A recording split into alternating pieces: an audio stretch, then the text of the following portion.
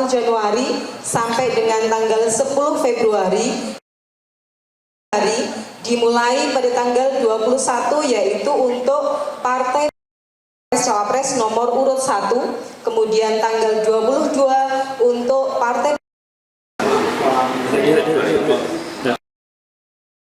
Nah, kami perlu sampaikan hari ini kami menyelenggarakan nonton bareng debat bersama stakeholder, kemudian juga peserta pemilu tingkat provinsi dan juga tokoh-tokoh agama, tokoh masyarakat dan juga jurnalis.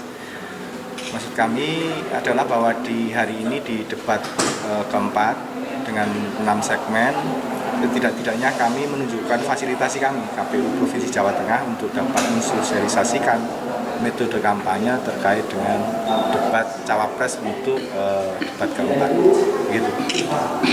Mungkin untuk ini kan mulai kampanye juga teknisnya seperti apa? Jadi kalau nomenklatur di undang-undang maupun peraturan KPU 20/2023 terkait dengan kampanye, salah satu metode kampanye yang baru mulai di tanggal 21 ini adalah kampanye rapat umum.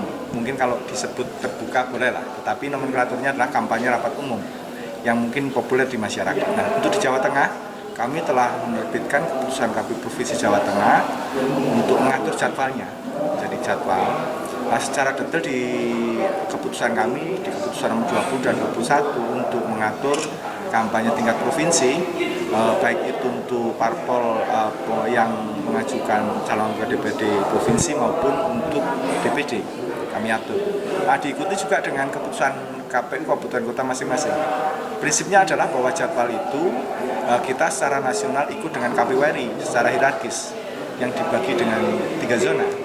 Kalau bisa disebutkan kita masuk di zona A yang kemudian nanti secara umum bahwa pasangan calon presiden dan wakil presiden yang kampanye terbuka di Jawa Tengah itu diikuti dengan parpol pengusul maupun pendukung di seluruh wilayah Jawa Tengah. Nah, terus kemudian di 21 hari ini kita membagi secara adil, namun demikian untuk yang terakhir kami informasikan menurut jadwal untuk paslon Pilpres dari tanggal 8, 9, 10. Tanggal 8 diambil oleh paslon 02 di Jawa Tengah, untuk tanggal 9 kosong tidak diambil oleh paslon 01 di Jawa Tengah. Tapi tanggal 10 terakhir sesuai dengan jadwal kalau tidak ada beban akan diambil oleh paslon 03 di Jawa Tengah. Di hari terakhir kampanye itu yang menarik. Artinya memang ini haknya peserta pemilu. Namun demikian, bisa jadi mereka akan menyelenggarakan yang di tingkat kabupaten kota, tingkat provinsi. Jadi begini, bahwa pengaturan itu haknya sudah diatur jadwalnya, persoalan diambil atau tidak oleh tim kampanye itu menjadi bagian haknya peserta pemilu. Kira-kira begitu. Jumlah massa itu prinsipnya dibatasi sesuai dengan kapasitas tempat. Kalau untuk pertemuan terbatas tatap muka tetap metode kampanye yang lain tetap boleh. Yang itu ada pembatasan, misalnya kalau ruangan ya harus dengan kapasitas ruangan. Atau kalau tingkat tingkat kabupaten 1.000, tingkat provinsi 2.000 dan tingkat RI itu 3.000. Itu untuk kampanye rapat terbatas, pertemuan terbatas yang di gedung-gedung maupun di pertemuan tertutup. Sedangkan untuk rapat umum prinsipnya sesuai dengan kapasitas. Sesuai dengan kapasitas tempatnya karena tempat terbuka.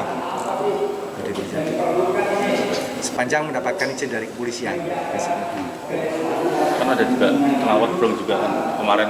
Oh iya. Jadi begini, kalau kita itu tidak mengatur limitatif terhadap hal-hal tersebut, tetapi kan bahwa di PKPU maupun undang-undang disebutkan harus mematuhi ketentuan yang lain. Salah satunya ketentuan tentang lalu lintas, ketertiban umum dan lain sebagainya. Itu penegakannya ada di kepolisian, terus kemudian juga salah satunya ada di Satpol PP misalnya begitu. Jadi secara umum KPU mengatur terkait teknis pemilunya dan kampanyenya.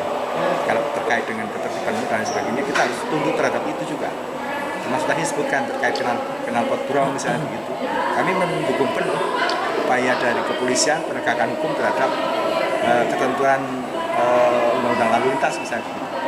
Jadi kira-kira begitu. Jelajahi cara baru mendapatkan informasi. Download Metro TV Extend sekarang.